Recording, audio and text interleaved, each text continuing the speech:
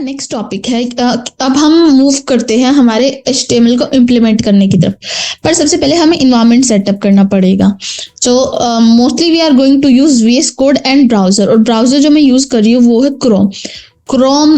थोड़ा ज्यादा कंपैटिबल है। अगर आप कोडिंग कर रहे हो, आई प्रेफर कि आप क्रोम को यूज करो। अब अगर आप लोग VS कोड नहीं यूज कर सकते तो ये उसके कुछ ऑल्टरनेटिव्स हैं जो आप यूज कर सकते हो HTML को रन करने के लिए। ठीक है, अब हमें सबसे पहले ये आनी चाहिए हमें फाइल्स कैसे क्रिएट करनी है, उनको सेव कैसे करना है और उनको HTML में खोलना कैसे। तो मैं आपको सबसे पहले वही दिखाती हूँ। फॉर एग्जाम्पल यहाँ पे ये मेरा VS कोड है। VS कोड डाउनलोड कैसे करना है is not a part of these videos that you can learn from YouTube, but आपको सिर्फ VS कोड की ओरिजिनल वेबसाइट पे जाना है, वो मैं दिखा देती हूँ। आपको सेटअप करने के लिए कुछ ज्यादा चीजें नहीं डालनी, बस VS कोड डालना है, इसको यहाँ से डाउनलोड किया और आप उसको यूज करना स्टार्ट कर सकते हो। सिर्फ कुछ HTML की बॉयलर प्लेट्स होती है वो आपको डाउनलोड करनी पड़ेगी। तो एक्सटेंशंस में जैसे ही आप यहाँ पे HTML टाइप करोगे, यहाँ पे HTML बॉयलर प्लेट आपको दिखाई देगी, इसको आप इंस्टॉल कर लेना। ये आपको जो कोडिंग जर्नी है उसको थोड़ा सा ज्यादा इजी बना देगा। अब अभी मैं यहाँ पे क्लोज फोल्डर करती हूँ। जब आप VS कोड ओपन करोगे स्टार्टिंग में आपको क्या करना पड़ेगा, एक फोल्डर को उसमें ओपन करना पड़ेगा। तो हम ओपन पे क्लिक करेंगे और आप अपना एक फोल्डर जो है वो क्रिएट कर लेना जिसपे आप ये सारी चीजें इम्प्लीमेंट करने वाले हो, और साथ साथ प्रैक्टिस करना ज्यादा इंपॉर्टेंट है। सो आई हैव अ फोल्डर। हमें क्या करना है, सबसे पहले हमें एक फाइल क्रिएट करनी है। तो हम इस वाले आइकन पे, जो हमारा फर्स्ट आइकन है, उस पे हम क्लिक करेंगे और हमारी फाइल का नाम होगा index.html। अब सबसे पहले ये जो एक्सटेंशन है काफी ज्यादा मैटर करता है। जैसे कि मैंने आपको बताया था, जो ब्राउजर है वो हमारी सिर्फ .html एक्सटेंशन वाली फाइल्स को समझेगा स्क्रीन पे कोई भी इमेज, कोई भी कंटेंट शो करने के लिए। अब इंडेक्स नाम क्यों मैंने रखा, आप चाहो तो कुछ भी नाम रख सकते हो, बट मोस्टली जो कोडर्स है वो index.html ही हमेशा अपनी फाइल का नाम देते हैं। ये जो एक्सटेंशन है बहुत ज्यादा मैटर करता है, तो HTML हमें लगाना ही लगाना है। अब अगर हमारे पास फाइल होती CSS नाम से, अगर हम कोई CSS फाइल क्रिएट करते, उसका क्या रोल होता है, कैसे होता है, वो हम आगे के टॉपिक्स में कवर करेंगे। अभी सिर्फ एक्सटेंशन की बात चल रही है, तो उसका नाम हम रखते style.css। अब यहाँ पे ये देखो, अपने आप जो हमारा VS कोड है वो क्या कर रहा है, जब हमने इंडेक्स के लिए .html फाइल क्रिएट की तो हमारे पास ये एंगुलर ब्रैकेट्स आए। जब style.css फाइल क्रिएट करी, यहाँ पे हमारे पास हैशटैग आया, यानी कि जो हमारा ब्राउजर है वो क्या करता है, इन एक्सटेंशंस, हमारा VS कोड और इवन हमारा ब्राउजर भी इन जो एक्सटेंशंस है उनको रिकॉग्नाइज करता है। अब आया हमारा जावास्क्रिप्ट। तो app.js नाम से जब मैं फाइल क्रिएट करती हूँ, यहाँ पे देखो JS लिखा आया और एक्सटेंशन इसकी क्या रहेगी, JS, कि ये हमारे किस चीज के लिए काम आएगा, हमारा जावास्क्रिप्ट का कोड लिखने के लिए। मैं ज्यादा कॉम्प्लेक्स नहीं करूंगी, सिंपल सी हमारी बातें चलेंगी। अब जो एक्सटेंशन था हमारा, मैं वापस से बता देती हूँ। हम इस आइकन पे आएंगे, ये बहुत सारे स्क्वायर्स यहाँ पे बने हुए हैं, यहाँ पे मैं डालूंगी HTML, और यहाँ पे सबसे पहला जो मुझे मेरा बॉयलर प्लेट दिखेगा, HTML बॉयलर प्लेट जो एक्सटेंशन दिखेगा, उसको आप ऐसे क्लिक करना और यहाँ पे आपको इंस्टॉल का बटन दिखाई देगा। मुझे अनइंस्टॉल इसीलिए दिख रहा है क्योंकि मैंने ऑलरेडी इसको इंस्टॉल करके रखा है। देखो, मैं अभी आप लोगों को दिखाने के लिए इसे अनइंस्टॉल कर लेती हूँ। अब इसको वापस इंस्टॉल करते हैं। ये देखो इंस्टॉल हो गया, वेरी सिंपल, इसमें कुछ करना ही नहीं है। अब हम वापस यहाँ पे आएंगे index.html में, और अब मैं क्या करूंगी, अपने कीबोर्ड पे Shift और 1 एक साथ प्रेस करूंगी और एंटर प्रेस करूंगी। जैसे ही मैंने एंटर प्रेस किया, मेरे पास ये ढेर सारा कुछ कोड मुझे दिखाई दे रहा है। इन सारे कोड्स का क्या मतलब है, किस लाइन का क्या मतलब है, हम धीरे धीरे समझते चलेंगे। अभी सिर्फ हम ये समझ रहे हैं कि हम फाइल्स को VS कोड में ओपन कैसे करते हैं, उसका एक्सटेंशन क्या होगा, और हमारे जो नॉर्मल लेआउट है वो हमें कैसे मिलेगा। मैं ये VS कोड में कर रही हूँ, आप लोग चाहो तो फिर किसी और कोड एडिटर को यूज कर सकते हो। ठीक है, सबलाइम काफी अच्छा है, मैंने इसे पर्सनली काफी यूज किया है, तो आप चाहो जो आपको सही लगे वो आप यूज कर सकते हो। अच्छा, अब एक चीज बची कि हम कोई भी कोड अगर लिखेंगे उसको ब्राउजर पे कैसे शो करेंगे, उसको भी हम पहले कोड लिखना स्टार्ट करते हैं, उसके बाद सीखते हैं। ठीक है, अब हमारे पास नेक्स्ट टॉपिक जो आता है वो है हमारा HTML डॉक्यूमेंट स्ट्रक्चर। अब देखो, चलो कुछ टेक्स्ट की बात करते हैं हम लोग। यहाँ पे मेरे पास HTML लिखा हुआ दिखाई दे रहा है। HTML के अंदर हेड है और हेड के अंदर बॉडी है। तो बेसिकली क्या होता है, हमारे पास कुछ होते हैं एलिमेंट्स जो कि हमारा ब्राउजर समझता है। फॉर एग्जाम्पल हम आते हैं अपने मिंत्रा पे, ये हमारा क्या है, एक इमेज है। इमेज एक एलिमेंट है। यहाँ पे हमें कुछ ये टेक्स्ट दिखाई दे रहा है, कुछ हेडिंग्स दिखाई दे रही है, हमारे क्या है, हेडिंग एलिमेंट्स है। ठीक है, या इस वाली वेबसाइट पे हम आते हैं। ठीक है, ये बेस्ट एक बहुत सिंपल वेबसाइट है विकिपीडिया, हम इसका एग्जाम्पल लेके चलते हैं। ये क्या है, हमारी एक हेडिंग है। तो हेडिंग एलिमेंट को जो है मेरा ब्राउजर रिकॉग्नाइज करता है, उसे पता है कि हाँ यहाँ पे मुझे हेडिंग देनी है। अब ये काफी सारा पैराग्राफ लिखा हुआ है, तो ऐसे ही मेरे पास क्या, एक पैराग्राफ एलिमेंट होता है। ये इमेज है, इमेज एलिमेंट है ये, जो कि हमें यहाँ पे ब्राउजर पे दिखाई दे रहा है। इन एलिमेंट्स को जो है हमारा ब्राउजर अच्छे से समझता है।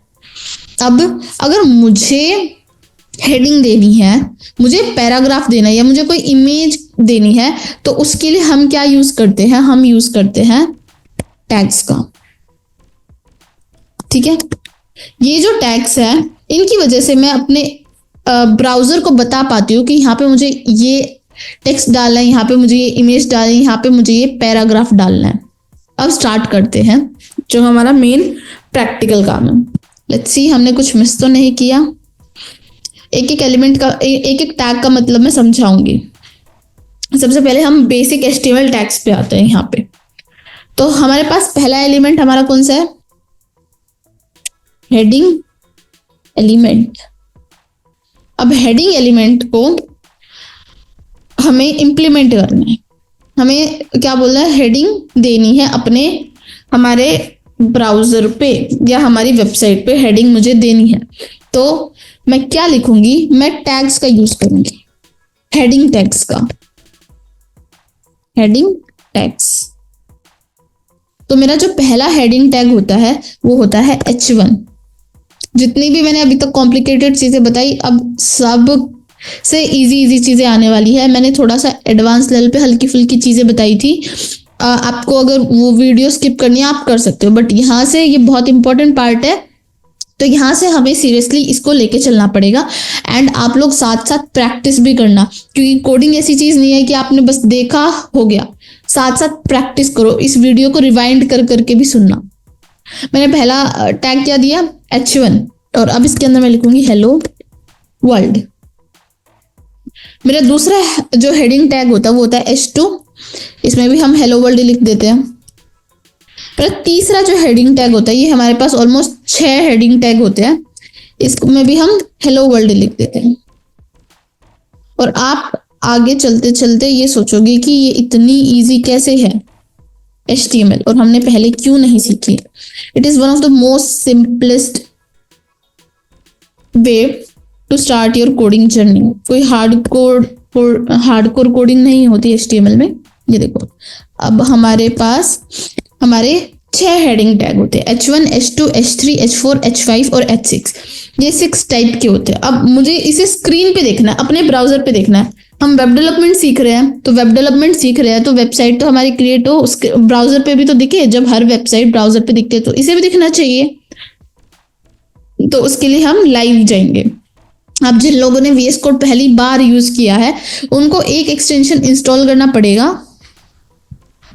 उस एक्सटेंशन का नाम है लाइव सर्वर। ये वाला एक्सटेंशन जो है आपको डाउनलोड करना पड़ेगा। सेम प्रोसेस है जैसे हमने HTML बॉयलर प्लेट डाउनलोड किया, बस ये एक्सटेंशन जो है आपको यूज करना है। अब इस एक्सटेंशन से होगा क्या, हम क्या करेंगे, मुझे यहाँ पे गो लाइव नाम का एक बटन दिखाई देने लग जाएगा, और जैसे ही मैं इस गो लाइव पे क्लिक करूंगी मैं ब्राउजर पे आ जाऊंगी अपने। मेक श्योर आपका बाय डिफॉल्ट ब्राउजर क्रोम हो।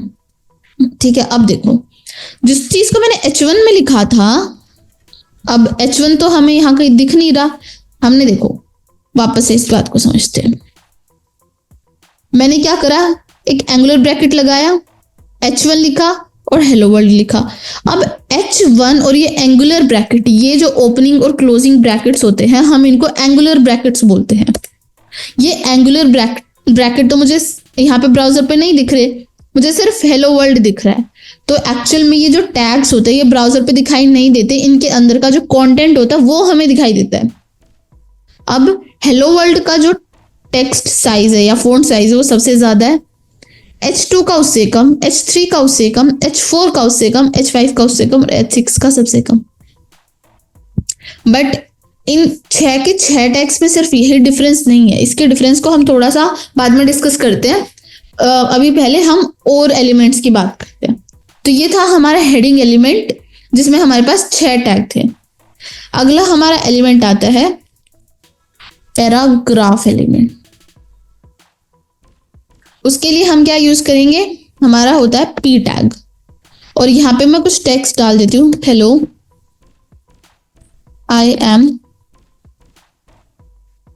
Teaching HTML, are you finding it easy to understand. अब चलते हैं हमारी स्क्रीन पे। अब ये देखो, सबसे पहले मैं एक चीज समझाती हूँ। जैसे ही मैंने index.html कुछ ऐड किया, मेरे पास एक व्हाइट कलर का डॉट दिखाई दे रहा है। इस व्हाइट कलर के डॉट का मतलब ये है कि जो भी चेंजेस मैंने यहाँ पे डाले अभी वो सेव्ड नहीं है। तो आप अगर चाहते हो कि सब कुछ ऑटोमेटिक सेव हो तो उसके लिए हम क्या करेंगे, इस सेटिंग आइकन पे जाएंगे। आप चाहो तो ऑटोमेटिक सेव अगर नहीं करना चाहते तो भी आप बस Ctrl+S अगर आप विंडोज पे हैं और Command+S अगर आप मैक पे हैं प्रेस कर सकते हो इसको सेव करने के लिए। और अगर ऑटोमेटिक सेव करना चाहते हो तो हम इस सेटिंग आइकन पे जाएंगे, फिर से सेटिंग्स पे क्लिक करेंगे और यहाँ पे ऑटो सेव को ऑन फोकस चेंज या फिर ऑन विंडो चेंज कर देंगे। मेरे में ऑलरेडी था बट अभी फोकस चेंज हुआ नहीं था। फोकस चेंज का मतलब होता है कि अगर मैंने यहाँ पे टेक्स्ट लिखा हुआ और फॉर एग्जांपल मैं कहीं और कुछ टाइप करने लग जाऊँ, स्टाइल और CSS फाइल में चली जाऊँ या फिर अपने टर्मिनल पे काम करूँ, तो ये सारे चेंजेस अपने आप सेव हो जाए। तो अब मेरा पैराग्राफ टेक्स्ट मैंने डाला और ये सब सेव्ड है।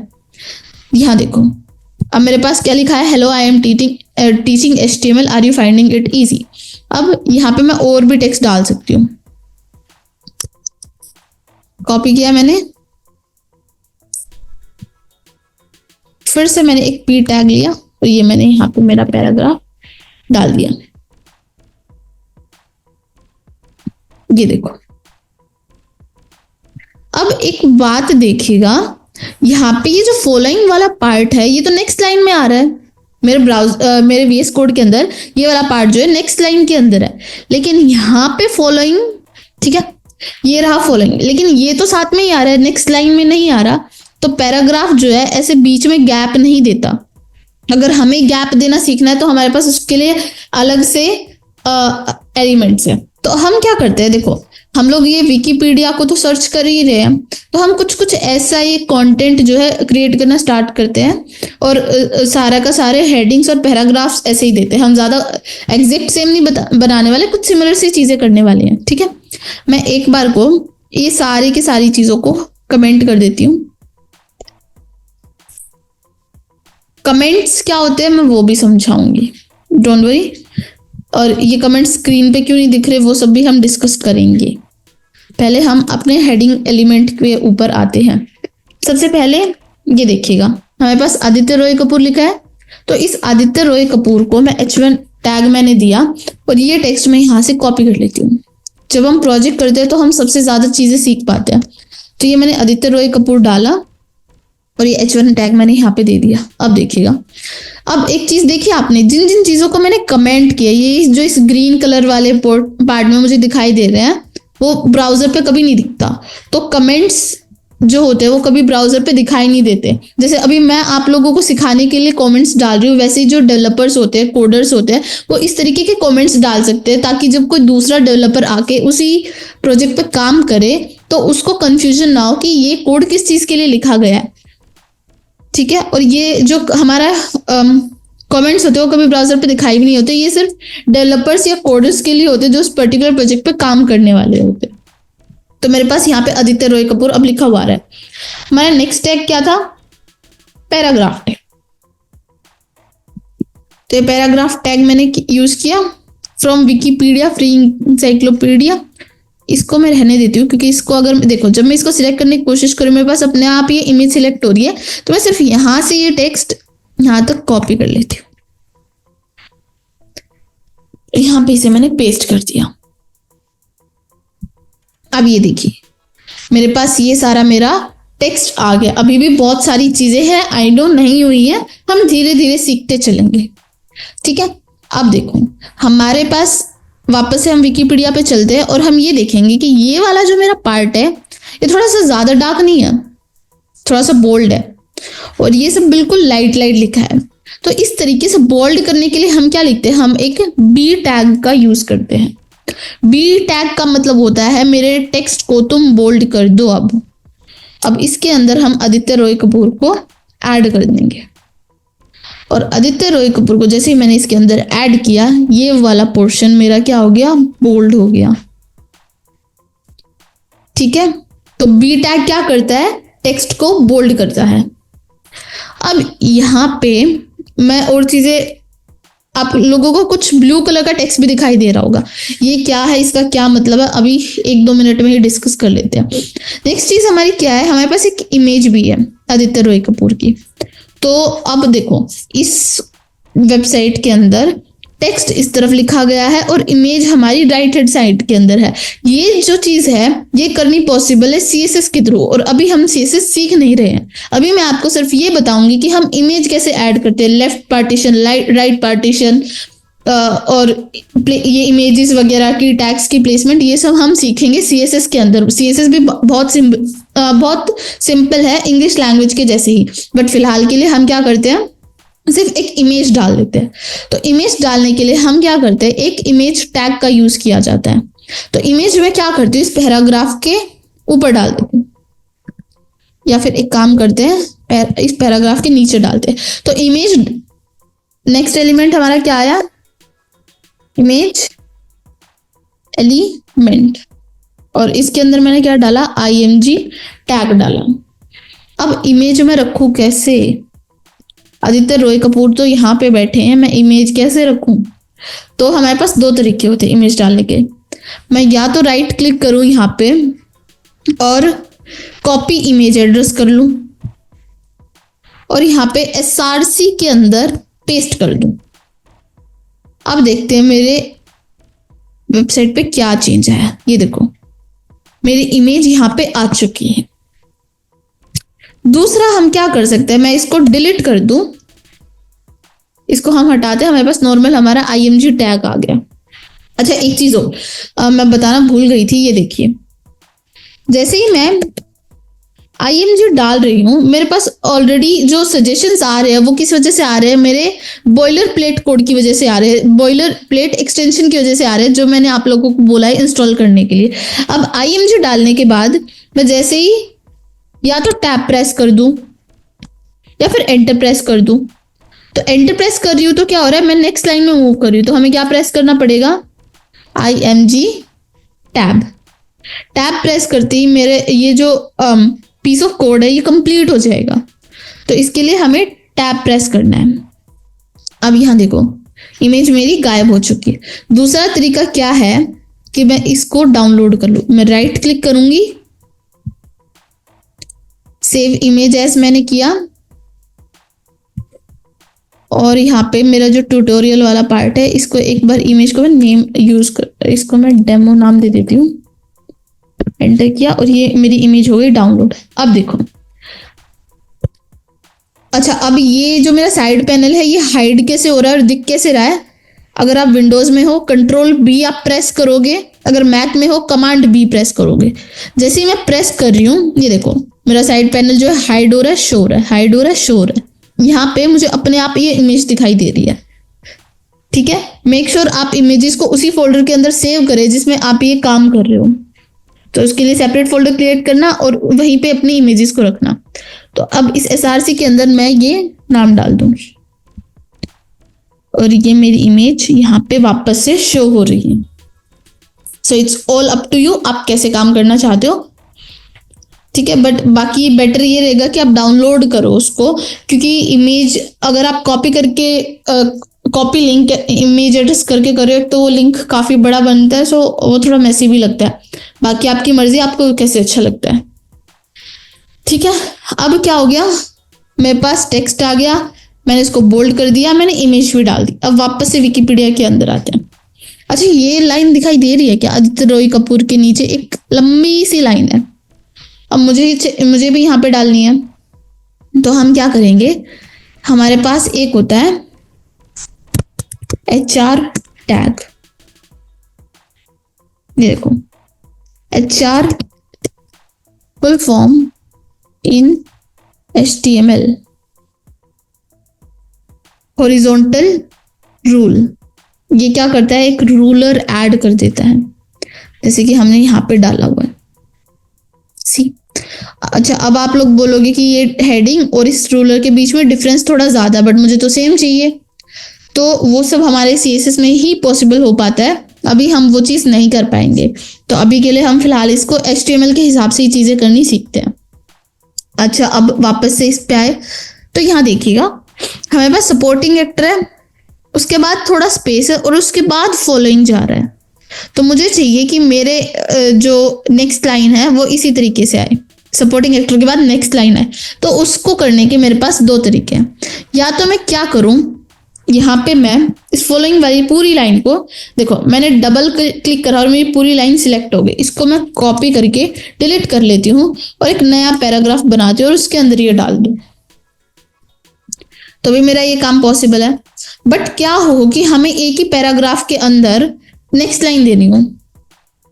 ठीक है, फॉर एग्जाम्पल मुझे हाईएस्ट ग्रोजिंग जो है इसको नेक्स्ट लाइन में लेके आना है, तो हम क्या करेंगे, सबसे पहले तो मैं यहाँ पे ढूंढती हूँ कि मेरा हाईएस्ट ग्रोजिंग लिखा कहाँ है। कमर्शियल, ये जवानी है, ये रहा हाईएस्ट ग्रोजिंग। मैं क्या करूंगी, मेरे पास एक टैग होता है जिसको हम बोलते हैं BR टैग। BR का मतलब होता है ब्रेक करना, और जैसे ही मैंने ब्रेक किया मेरी लाइन यहाँ से ब्रेक होगी। हाईएस्ट ग्रोजिंग अब कहाँ आ रहा है, मेरे नेक्स्ट लाइन में आ रहा है। अब मुझे रिलीज को भी नेक्स्ट लाइन में भेजना है, तो मैं यहाँ पे फिर से BR टैग, BR में प्रेस करूंगी और टैब प्रेस कर दूंगी, और मेरा रिलीज जो है वो नेक्स्ट लाइन के अंदर चला गया। ठीक है, अब यहाँ पे मैं आप लोगों को एक टैग और दिखाती हूँ। ये देखिए, ये जवानी है दीवानी ब्लू कलर में लिखा है, मुझे समझ आ रहा है, वो भी हम सीखेंगे। बट आपको ये थोड़ा इटैलिक में भी दिखाई दे रहा है क्या? हल्के से जो लेटर है वो तिरछे है, तो इसको हम बोलते हैं, जो हमारा टेक्स्ट है वो इटैलिक है। तो इटैलिक के लिए हम क्या यूज करते हैं, आई।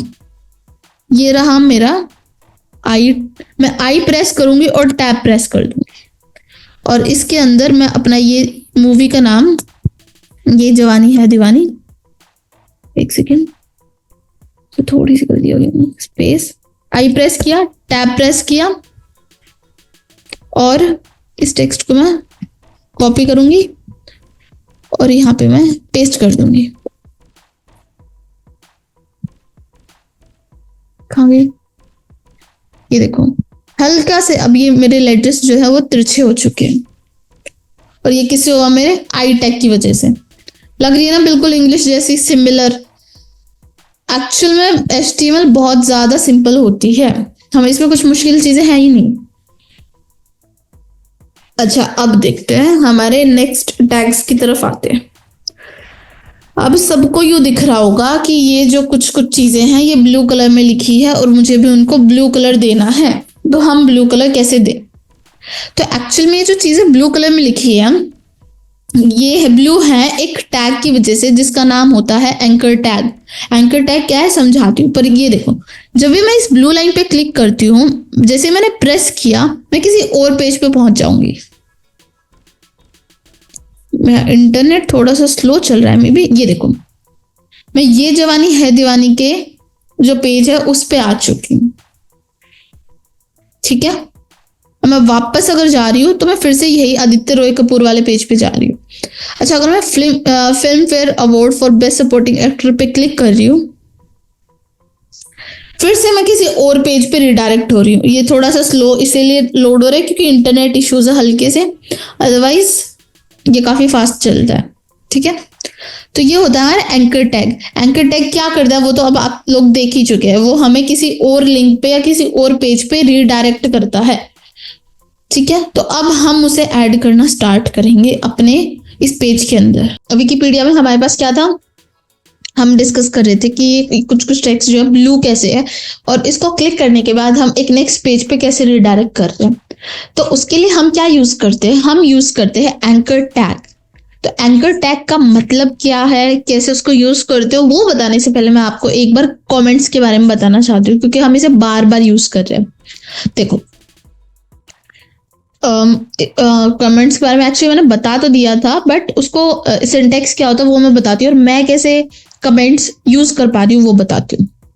देखो हम सबसे पहले क्या यूज करते हैं, एक एंगुलर ब्रैकेट यूज करते हैं, फिर हम एक एक्सक्लेमेशन मार्क देते हैं, और फिर 1 2, और ये देखो यहाँ पे मैं हेलो वर्ल्ड कुछ भी लिख पा रही हूँ।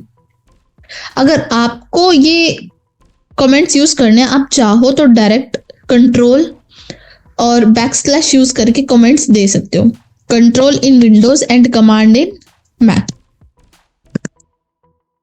देखो फिर से कमेंट्स देते तो मैंने कमांड प्रेस किया और बैकस्लैश, और ये मेरे पास कमेंट्स आ गए। इसका सिंटेक्स आप एक बार देख लीजिएगा, क्योंकि कई बार क्या होता है अगर आप कोई और हो सकता है दूसरा टेक्स्ट एडिटर यूज कर रहे हो तो ऑटोमेटिकली ये चीज ना लगे।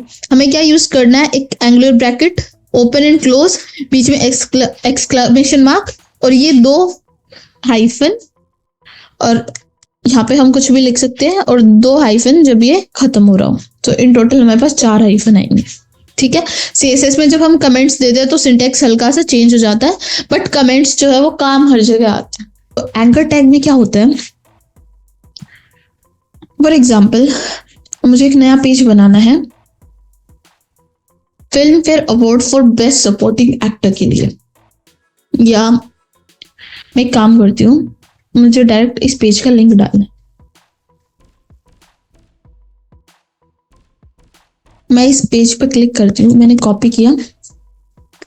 अब मैं यूज करूंगी ए और प्रेस कर दूंगी टैब को, और इस href के अंदर मैं अपने उस पेज का लिंक पेस्ट कर दूं, और यहाँ पे मैं वही टेक्स्ट डाल दूंगी जो उस पेज पे वहां पे लिखाई हुआ मुझे दिखाई दे रहा था, which was film fair award, और अभी से मैंने यहाँ पे पेस्ट कर दिया। अब ऊपर के पैराग्राफ में भी हम ऐड करेंगे, अभी फिलहाल समझने के लिए इस तरीके से डाल देते हैं। ठीक है, मैंने क्या किया, एक लिखा, टैब प्रेस किया, और href के अंदर मैंने उस पेज का लिंक डाला जहां पे मुझे रीडायरेक्ट कराना है, और जहां पे एंगुलर ब्रैकेट क्लोज हो रहा है मैंने ये टेक्स्ट अपना डाल दिया, और यहाँ पे ए टैग मेरा क्लोज हो रहा है। अब देखते हैं, स्क्रीन पे आई, और ये इमेज के नीचे मैंने क्या किया है, अपना टेक्स्ट रखा हुआ है, दिखाई दे रहा है मुझे सेम ब्लू कलर में, film fair award for best supporting actor मुझे दिखाई दे रहा है। अब इस पेज में और इसमें डिफरेंस क्या है कि यहाँ पे अंडरलाइन कब आ रही है, जब मैं होवर कर रही हूँ। ऐसे किसी चीज के ऊपर माउस लेके जाने को होवर करना बोलते हैं। फॉर एग्जाम्पल अभी मैं इमेज के ऊपर होवर कर रही हूँ, अब मैं हिंदी फिल्म्स के ऊपर होवर कर रही हूँ, और अब मैं film fair award for best supporting actor के ऊपर होवर कर रही हूँ इस तरीके से। तो जैसे मैं होवर कर रही हूँ तब अंडरलाइन आ रही है। ये चीज सीएसएस से पॉसिबल है, but by default A tag जो है वो क्या करता है, हमें बाय डिफॉल्ट एक अंडरलाइन करके ब्लू कलर का टेक्स्ट देता ही देता है। अब मैंने इस पर क्लिक किया और सी मैं इस पेज पे पहुंच गई। तो मैं वापस बैक करूंगी तो मैं इस पेज पे आ जाऊंगी। अब एक काम करते हैं, हम यहाँ पे ए टैग को डालना स्टार्ट करते हैं। अब इसको सिमिलर सा ही हम बनाएंगे। ठीक है, तो इस लाइन में मेरे पास ऑलरेडी ये टेक्स्ट लिखा होना चाहिए। मैं इसको एक काम करती हूँ, यहाँ पे डैश डैश डाल के थोड़ा नीचे ले आती हूँ ताकि मुझे इजीली जो है मेरा टेक्स्ट दिखाई दे जाए। सेम मैं इस वाले पैराग्राफ में भी कर देती हूँ। ये रहा मेरा film fair award for best supporting actor. मैं यहाँ पे जाऊंगी, एक एंटर प्रेस करूंगी, ए टैग लिखा, और ये वाला लिंक मैं यहाँ पे डायरेक्ट पेस्ट कर दूंगी। ये देखो, पेस्ट करने का एक और भी तरीका है। मैं इस पे जाऊंगी, डबल क्लिक मैंने किया, तो फिर यहाँ पे आई।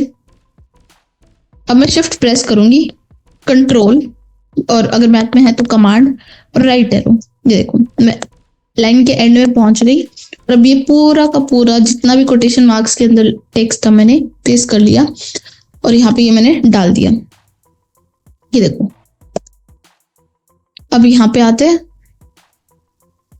एंड सी। अच्छा अभी भी आपने एक चीज नोटिस की, यहाँ पे मेरा जो film fair award for best supporting actor है वो ब्लू कलर में नहीं आया। इसीलिए नहीं आया क्योंकि मेरे ए टैग के अंदर नहीं आ रहा, ये उसके बाहर जा रहा है। तो ए टैग के अंदर डालने के लिए इसको मैं क्या करूंगी, इसको मैं यहाँ से कॉपी करूंगी और डिलीट किया और इसके अंदर पेस्ट कर दूंगी। सी अब ये हो गया मेरा ब्लू कलर का। अब सेम वे आप एक एक जो लाइन है उसको ब्लू कलर का कर सकते हो। हिंदी फिल्म्स को भी डाल सकते हो, वीजी को भी डाल सकते हो, it's all up to you. तो this was about my anchor tag. Anchor tag में कुछ और भी चीजें होती है, फॉर एग्जाम्पल टारगेट। मैंने कहा टारगेट लिखा है एक बार देखिए, ए टैग एचरेफ और यहाँ पे एंगुलर ब्रैकेट क्लोज होने से पहले मैंने लिखा है टारगेट। टारगेट के अंदर अब मेरे पास अपने आप 4 ऑप्शन मुझे दिखाई दे रहे हैं, ब्लैंक, पेरेंट, सेल्फ, टॉप। अब चेक करते हैं इसमें क्या होता है। हमें सबसे पहले सबसे ज्यादा जो यूज करना पड़ेगा वो है ब्लैंक। ठीक है, जब मैं ब्लैंक पे डाल रही हूँ तो देखते हैं क्या होता है। टारगेट मैंने क्या डाला, अंडरस्कोर ब्लैंक। मैं आई डॉक्यूमेंट में अब रिफ्रेश किया, मैंने जैसे क्लिक किया देखा अपने एक नया टैब ओपन हुआ है, पर जब ब्लैंक यहाँ पे नहीं था तो क्या हो रहा था, वापस मैं इस पे आई, इसी टैब के अंदर मेरा जो है ये विकिपीडिया का नया पेज आ रहा है। लेकिन जैसे ही मैंने क्या किया, अंडरस्कोर ब्लैंक मैंने डाल दिया तो मेरे पास क्या हो रहा है, हम नए पेज पे रिडायरेक्ट कर जा रहे हैं। अच्छा अगर मैं कुछ भी ना डालूं, और क्या क्या ऑप्शंस थे हमारे पास, पेरेंट, सेल्फ, टॉप। तो टॉप में क्या होगा, वैसे इस वाले एग्जाम्पल में वो चीज दिखाना पॉसिबल नहीं है, बट इस वाले एग्जाम्पल में हम वो चीज नहीं दिखा सकते। कई बार क्या होता है कि हम वेबसाइट के बिल्कुल एंड ऑफ द पेज में चले जाते हैं तो हमारे पास एक एरो का ऑप्शन नहीं दिखाई देता है, जिससे हम बहुत ज्यादा, फॉर एग्जाम्पल हम स्क्रॉल कर करके काफी ज्यादा नीचे चले गए हैं वेबसाइट में। अब हमें जाना है पेज के टॉप में, वापस से टॉप पे पहुंच जाना है। तो हमारे पास क्या होगा, हम उस ऑप्शन पे क्लिक करेंगे और फिर से जो है टॉप में पहुंच जाएंगे। अच्छा और सेल्फ का क्या मतलब होगा, अंडरस्कोर सेल्फ में हम क्या करेंगे देखते हैं। सेल्फ कब यूज होता है, फॉर एग्जाम्पल मेरे पास अब क्या है ये, चलो हिंदी फिल्म के एग्जाम्पल से मैं आपको समझाती हूँ। हिंदी फिल्म्स, अब यहाँ पे मैं एक ए टैग डाल देती हूँ और हिंदी फिल्म्स मैंने इसके अंदर डाल दी। अब मेरे पास रिडायरेक्ट कराने के लिए कोई पेज नहीं है, कोई नई लोकेशन नहीं है जहां पे वो पेज रिडायरेक्ट कर सके, लेकिन एंकर टैग तो मैंने डाल दिया इसके अंदर। तो अब जब मैं यहाँ पे क्लिक करूंगी ये फिर से रिडायरेक्ट करेगा खुद के ही पेज पे। ये देखो हल्का सा पेज रिफ्रेश हो रहा है, कैन यू सी। यहाँ पे आप रिफ्रेश के ये जो कर्सर है इसको ध्यान से देखना, इस आइकन को ध्यान से देखना, रीलोड, ये अपने आप रीलोड हो रहा है। तो सेल्फ क्या करता है, खुद को ही बार बार रीलोड करता है। तो ये थे हमारे कुछ ऑप्शंस जो कि हमने सीखे ए टैग के अंदर। अच्छा जैसे क्या होता है हमारे पास, ये जो पेरेंट है ये थोड़ा सा अलग कॉन्सेप्ट है, इसको हम इन वीडियोस के अंदर डिस्कस नहीं करने वाले। हमने 3 ऑप्शंस डिस्कस करे, ब्लैंक, सेल्फ और टॉप। अच्छा अब बात करते हैं कि हमें फॉर एग्जाम्पल मैं यहाँ पे आई, अब देखो मुझे कुछ टेक्स्ट यहाँ पे ये 1 जो है थोड़ा सा पावर में दिखाई दे रहा है, जैसे हम बोल सकते हैं ना 2 की पावर 3, 3 की पावर 4, इस तरीके से। तो अगर मुझे कहीं पे ये दिखाना है कि मुझे यहाँ पे करना है 2 का स्क्वायर, तो मैं कैसे दिखाऊंगी, 2 का स्क्वायर में 22 तो लिख नहीं सकती, या मैं इस तरीके से भी नहीं लिखूंगी। तो वो पोर्शन आता है मेरा सब और सब टैग में। सब और सब की हम फुल फॉर्म देखते हैं, देखो सब एंड सब tag in HTML.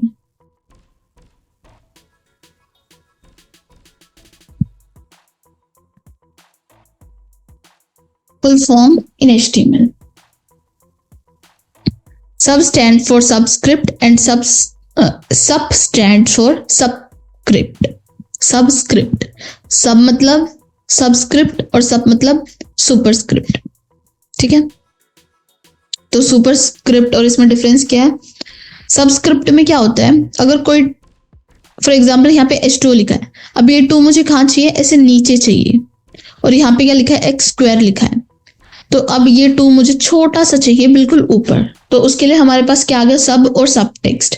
हम इसको इम्प्लीमेंट करके देखते हैं इस वाले एग्जाम्पल में। जैसे यहाँ पे मुझे लास्ट में क्या चाहिए, 1 चाहिए पावर में, यानी कि सुपरस्क्रिप्ट। तो सुपरस्क्रिप्ट में हम क्या करेंगे, SUP डाला मैंने, और अब यहाँ पे मैं इसको क्लोज कर देती हूँ, क्लोज नहीं हुआ, और अब इसके अंदर मैं ये 1 डाल देती हूँ, सबस्क्रिप्ट और सुपरस्क्रिप्ट। ये देखो, ये अपने आप पहुंच गया 1 ऊपर, ठीक है। Next is subscript. तो सबस्क्रिप्ट यहाँ पे तो कोई एग्जांपल नहीं है, बट मैं वैसे दिखा देती हूँ कि H2 अगर मुझे लिखना हो, H मैं लिखूंगी, अब मैं लिखूंगी सब 2 और O मैं डाल दूंगी, एंड सी मेरा H2 मुझे दिखाई दे रहा है, ठीक है। अब ये सब और सब मैं यहां से हटा देती हूँ, मैंने कमेंट नहीं कर रखा, इस वजह से मुझे पेज के अंदर ऐसे का ऐसा दिखाई दे रहा है सी, तो अब मैं इसको हटा देती हूँ, और ये देखो ये आ रहा है मेरा H2O यहाँ पे लिखा हुआ।